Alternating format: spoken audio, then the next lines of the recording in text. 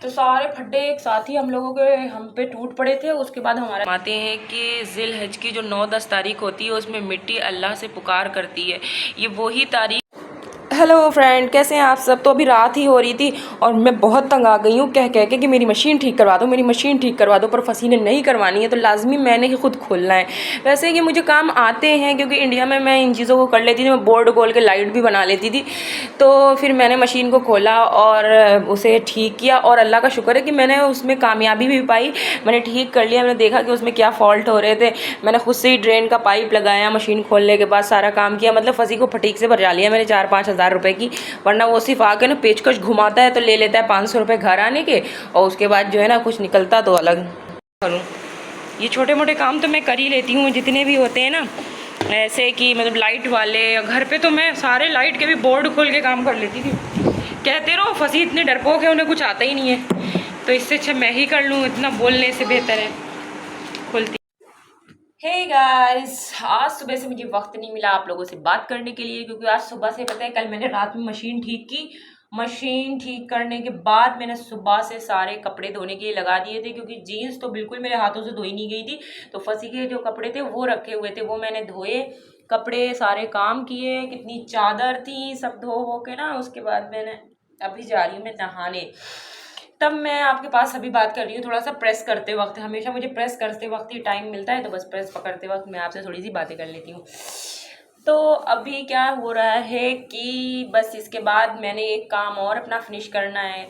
मेरा ना इधर क्या हुआ था कि ऐसा टाइम चल रहा था कसम से घर पे कि सारी कप टूट गई, सारे ग्लास टूट गए, और पता है वॉशिंग मशीन ख़राब हो गई, फ्रिज ख़राब हो गई, मिक्सर का जार टूट गया। मतलब सारी मुसीबत एक साथ आके गिर पड़ी सर के ऊपर।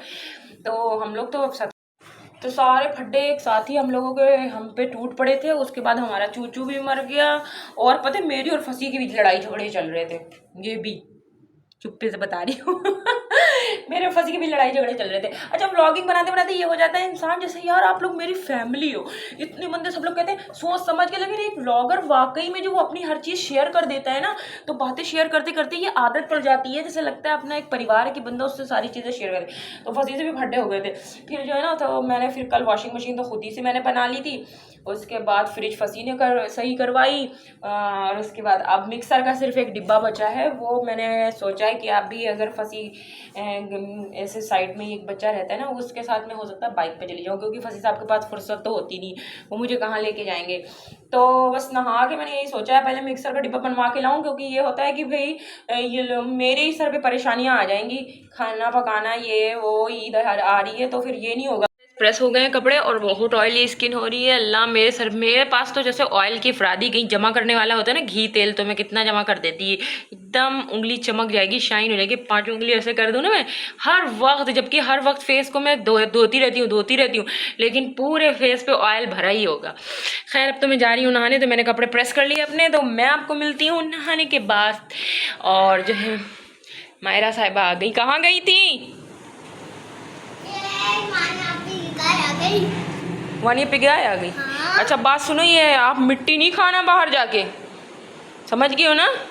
अगर मैंने देख लिया आप तुम्हें मिट्टी खाते, तो मैं तुम्हें बताती हूँ तुमने नया शोशा जो पाला है मिट्टी खाने का। वानी की गाय आ गई। मैं नहीं देख रही, अभी मैं जा रही हूँ नहाने जा रही हूँ। नहा के आऊँगी ना, गंदे कपड़े, बाहर इतने लोग खड़े हैं, मैं नहीं जा रही। यहाँ पे गाइस देखे मैंने चादरें कैसे फैलाई हुई हैं, इतनी सारी चादरें धो के ना मैंने फैलाई हैं। ये देखो गाइस, रात की बहुत देर हो चुकी है। मैं अभी बाहर निकली थी तो मैंने देखा कि मेरे पौधों में से ना कोई एलोवेरा इतना काट ले रहा है। पता नहीं किसने इतना गोरा होना है, सफ़ेद होना है, एलोवेरा काट काट के ले जाते हैं। कसम से मैं ना एक चीज़, एक पत्ती नहीं छूती अपने पौधों से। मैं सोचती हूँ ये बढ़ जाएँ, अच्छे से फूल जाएँ, अच्छे हो जाएँ। आपने देखा ये मेरा अटैचमेंट कितना था चूचू के साथ भी, तो मेरा पौधों के साथ भी इतना अटैचमेंट है। मेरे पौधों की कोई एक पत्ती इधर उधर टूटी होती है ना, बड़ी तकलीफ सी होती है मुझे। तो आप देख रहे सारे एलोवेरा मतलब लोग निकाल के पेड़ लेके चले जा चुके हैं। अब जो एक गमले में बचा है ना, उसका भी पीछा नहीं छोड़ते। अब पता नहीं क्या करना है यार, मुझे तो कुछ समझ ही नहीं आता। मैं यहाँ से इनको ख़त्म भी नहीं कर सकती, हटा भी नहीं सकती। मेरे मनी प्लांट को तोड़ लेंगे। मैं किसी वाइपर लेके आओ, वाइपर लेके आओ, कहीं नहीं जाना है। पापा मना करके गए ना। कौन सी पकड़नी है, ब्लैक वाली? नहीं, अरसलान की बच्ची की भाई इतनी तेज हो रहा है वो। पिछली बार तो लड़ाई हो गई थी, 2 वहाँ बंदे थे, उनमें आपस में लड़ाइयाँ हो गई थी। नहीं हटो मायरा हटो, नहीं कहीं नहीं जाना है, रात 12 बज रहे हैं। पापा मना करके गए हैं ना, बस अब कहीं नहीं जाना, कोई 10 मिनट नहीं। बेटा बकरे खोल लो रोसेन, बकरे खोल के ले आओ। नहीं हमारे वाले की रस्सी ले बैठो, हमारे वाले की रस्सी ले बैठो।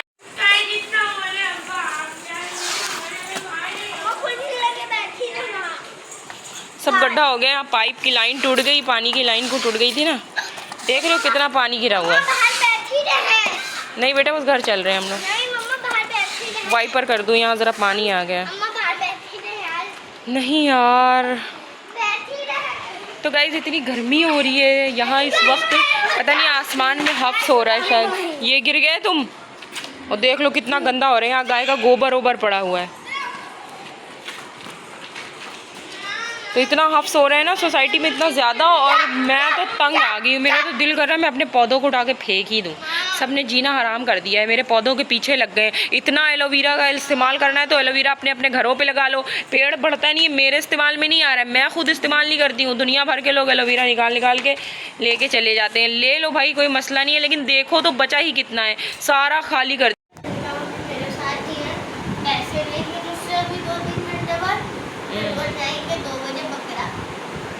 मायरा फिर क्या होगा, पॉटी कौन साफ करेगा?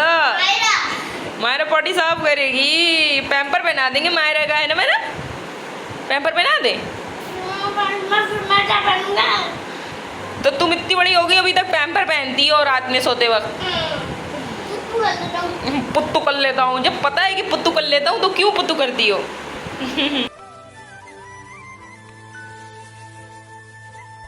अस्सलाम वालेकुम गाइस, तो आज मैं आपको एक ऐसा वजीफ़ा बताने जा रही हूँ जो मुझे पता था, तो मैंने सोचा ये सदक़े जारिया होता है कि अपने तक जो चीज़ है वो दूसरों को भी बताएं ताकि वो भी उससे बेनिफिट उठा सकें।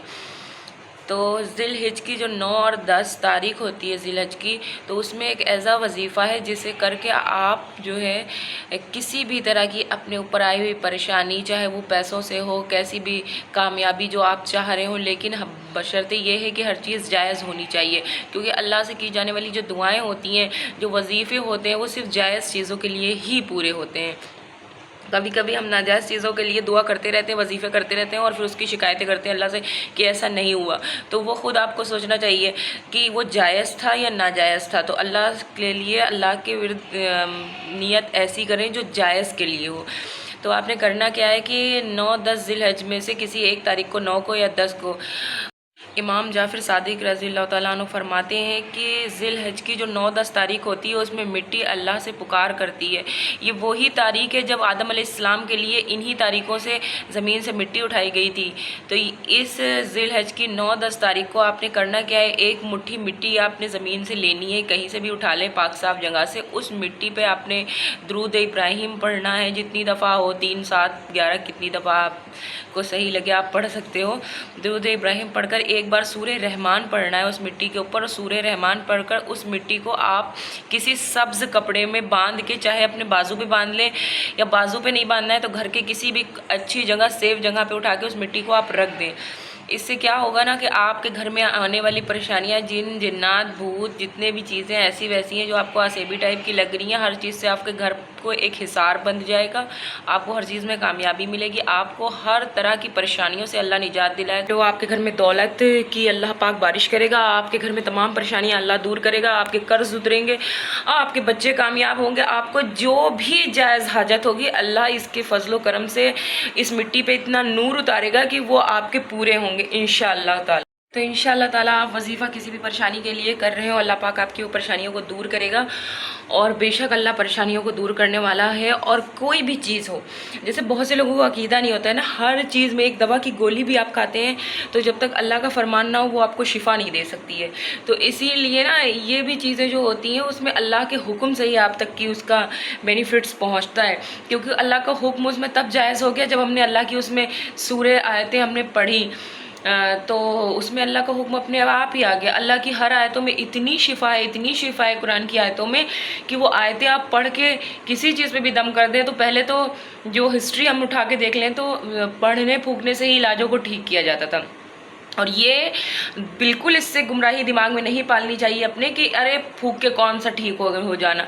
अगर आप अकीदा रखो ना तो सिर्फ एक सूरह फातिहा ही आपको ठीक कर देगी। लेकिन हमारा अकीदा कमज़ोर हो चुका है, हम डगमगाते हैं उन चीज़ों से, हमारा अकीदा किसी और चीज़ पे, हम डॉक्टरों पे अल्लाह से ज़्यादा नौज़ बिल्ला तौबा अपने अंदर झिंझोड़ के देखें तो डॉक्टरों पे ज़्यादा हम भरोसा करते हैं। हम कुरान बाद में उठाएंगे, हम पहले डॉक्टर के पास लेके भागते हैं। हम सदके बाद में देंगे, जबकि हमारे नबी फरमा गए हैं कि हर चीज़ का, मौत का इलाज अगर कोई है, मौत को भी टाल सकता है तो सदका है। पर जैसे ही कुछ तबीयत ख़राब होगी ना, पहले सदका नहीं निकालेंगे, पहले हम डॉक्टर के पास लेके भागेंगे। तो ये क्या है, हमारे ईमान की गड़बड़ी है। तो इस्लाम टिका ही ईमान पे है, अकीदे पे। तो आप लोग तो बस आज के लिए इतना ही। अल्लाह हम सबको ईमान की दौलत से नवाजे, अल्लाह हमारा बेहतर ईमान करे, ईमान पे ख़ात्मा करे। और जो है क्या कहते हैं, आज का दिन बहुत अच्छा है, आज काफ़ी लोग रोज़ा होंगे, मैं भी रोज़ा हूँ। और जो है ना, इबादत का दिन है, तो जितने भी लोग दुआएं करें वो मुझे ज़रूर याद करें, जो मुझे देख रहे हों मुझे भी दुआओं में याद रखें। अल्लाह पाक मेरी भी तमाम मुश्किलों को दूर करे और अपने साए में रखे, मुझे महफूज रखे, मेरे बच्चों को, मुझे, मेरे शौहर को। बस आज के लिए इतना ही। अल्लाह हाफिज़, बाय बाय।